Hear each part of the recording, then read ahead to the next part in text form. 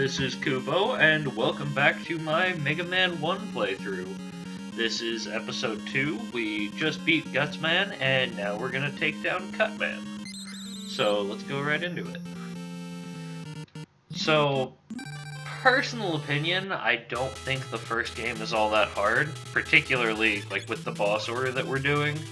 Cutman is kind of a joke, Gutsman is also kind of a joke. The main stumbling block is going to be next episode, honestly, with Elecman's stage. And again, it's not even because he himself is difficult, but it's because his stage is just stupid. Like, it's entirely possible that I will get to the room directly before the boss, and like, not the one that's got the big hoppy guy, the one that, you know, you just are normally just gonna go through a door to get to the boss, but because of the way that they did that in this game, it's entirely possible that I will die and have to restart the level. I've had that happen before, even though I can kill him no problem. So just, you know, be prepared for that when we get to next episode. But for now, things are pretty easy going climbing up here. Other than the fact that I keep getting hit stupidly by these turrets when I really shouldn't, but Like I said previously, it's been a while since I've played some of the more classic ones like this. I'm more used to the modern mechanics, so I'm still kind of adjusting. And this thing just, you know, throws scissor blades at you. Because that's exactly the sort of machine that we need in this world. I think there ends up being one more in this level, but I'm not positive on that.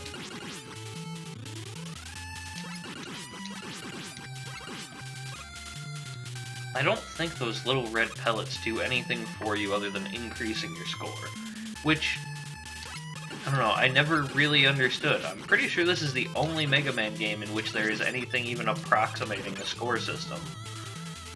And I mean, maybe it's a product of the times, like they weren't initially expecting the series to get as popular as it was, so just, you know, build in like a score attack option to encourage people to play it more? I mean, that's the only thing I can sort of guess.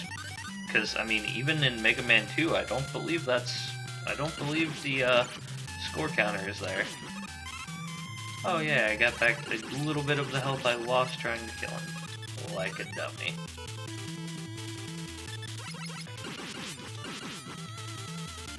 We should be pretty close to the end here now.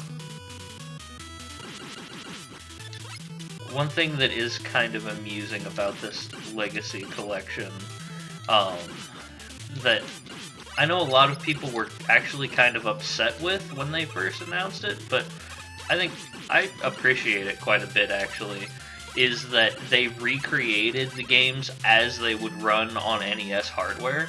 So if you'll notice on like those last couple screens, there was some slowdown when the guys were in motion and I was shooting and such, like because of sprite limits, and it was just hard for the console to handle that much going on, because the NES was not a powerful system despite how it appeared at the time. Oh, these guys, that's right.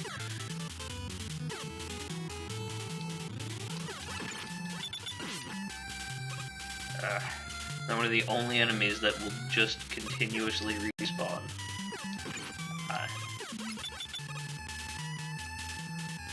Alright, this should be it. I can never figure out what triggers those guys to do their huge jump that you can just slide under. So, if anyone knows and wants to tell me in the comments, that would be really useful if they show up in any of the other ones. Also, I don't have any extra lives right now, so we're going to be seeing a lot of this hallway, because I need to beat Cutman this try, or we're just going to have to redo the entire level, which will be exactly more of everything that we just saw. And I don't want that. I kind of doubt you guys want that. So we're going to run back and forth until I get at least like half a health bar. because it's really not hard to beat him since we've got Gutsman's weapon, but I'm pretty sure at this point, I want to say one shot could kill me. Now it would almost certainly take two.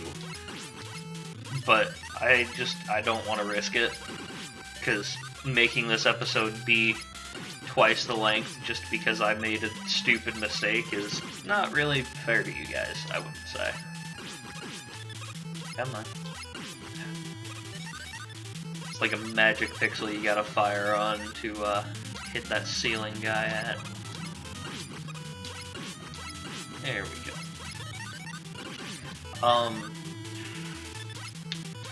Yeah, I apologize. Since I'm still kind of new at this, I don't really know exactly what you guys want me to talk about.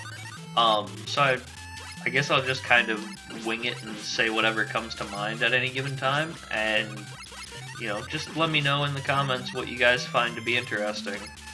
And if there's, like, a specific, or, if there's a consensus about, like, a specific kind of topic you guys would like to hear me talk about while I'm playing stuff, then just let me know and I'll do it happily.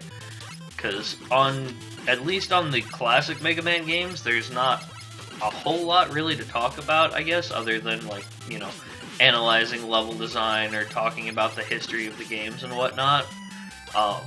Once we get to, like, the Mega Man X series, which I'll move to after beating Mega Man 6, there's a lot more there, because those are the ones that I have always been much more fond of, and I know a lot of the backstory and lore to them and things like that. And there's even, you know, occasional dialogue and such. So that should be a bit more interesting for me to talk about once we get to those. But I guess for right now, I'm still kind of finding my feet. So if you would, please bear with me and let me know what I can do better. And then I'm gonna start putting up some episodes of RPGs as well, which, and I'll mention this when I do the first episode of one of those, but I'm gonna be alternating between RPGs that I, you know, have played before and know that I love and know really well, and ones that I've never played, but have always wanted to. So, like, you know, for example, I'm going to start with Wild Arms, which is one of my all-time favorite games. It was a PS1 RPG that a lot of people kind of initially wrote off as just something that would be filler between, or while they were waiting for Final Fantasy VII. I think it's amazing and an all-time classic, and I love the whole series. In fact, I've been playing Wild Arms 3 on PS4 recently. But I know every secret and nook and cranny in that game, so I think that should be pretty fun to watch. Okay, remember that stupid mistake stuff I was talking about?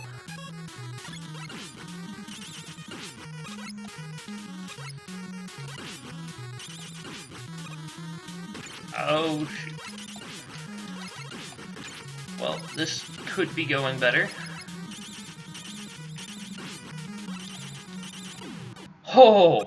Oh god.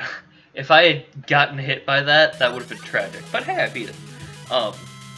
So yeah, like, I'll be starting with Wild Arms, and I know pretty much everything about that game, and will be happy to share it as I go along.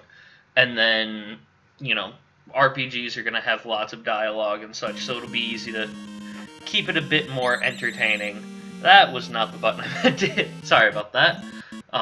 It should be, you know, a bit easier for me to keep it entertaining and or engaging with those playthroughs.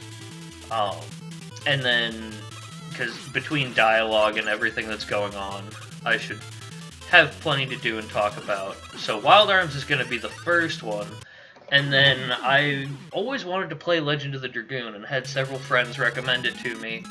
So I'm planning on starting with Legend of the